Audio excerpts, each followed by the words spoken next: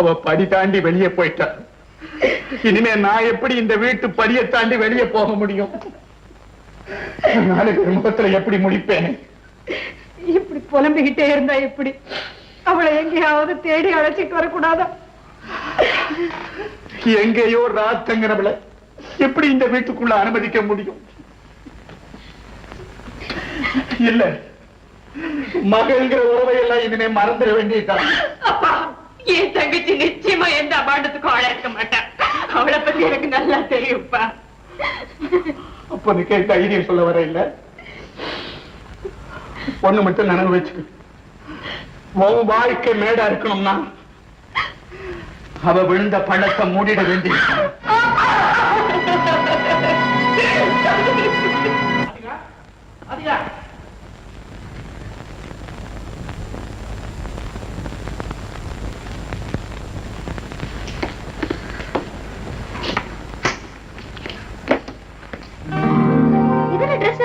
உனக்குதான் காலையில கடைக்காரனை கேர பண்ணி வாங்கிட்டு வந்துட்டேன்.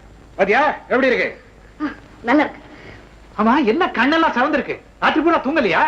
இல்லையே, நல்லா குறைட்டு விட்டு தூங்கினேன். அப்ப குளிச்சுட்டு டீக்கா ட்ரெஸ் பண்ணிட்டு வா, டிஃபன் சாப்பிட போலாம். நீங்க தானே ஆபீஸ் போனோம், முதல்ல நீங்களே குளிச்சிடுங்க. ஓகே.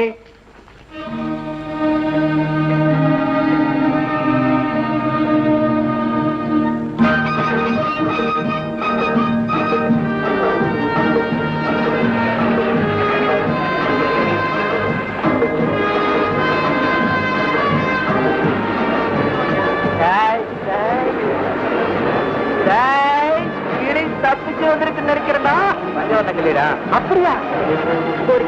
உன்னதாண்டா கூப்பிடுறா. இல்ல உன்னதாண்டா. பாலாட்டினீங்க, பல்ல எடுத்து கையில கொடுத்துறேன்.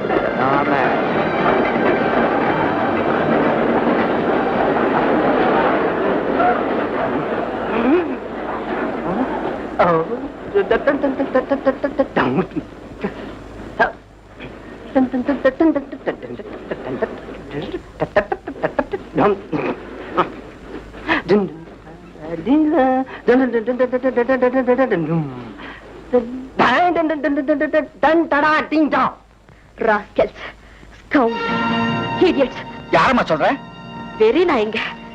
தனியா ஒரு பொண்ணு வந்தா லோலோலோலோன்னு பின்னாலே அலையறானுங்க.